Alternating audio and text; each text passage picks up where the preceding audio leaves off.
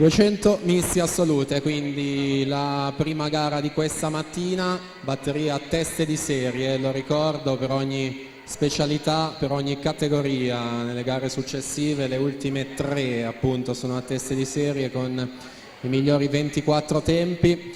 Al termine di ogni turno naturalmente comunicherò le 8 ammesse alla finale. Ricordo che comunque sul sito di riferimento finveneto.org potrete trovare tutti i risultati aggiornati in real time e anche lo streaming per tutti coloro che non possono essere presenti qui in piscina. Possono seguire appunto dal sito Finveneto le gare in streaming.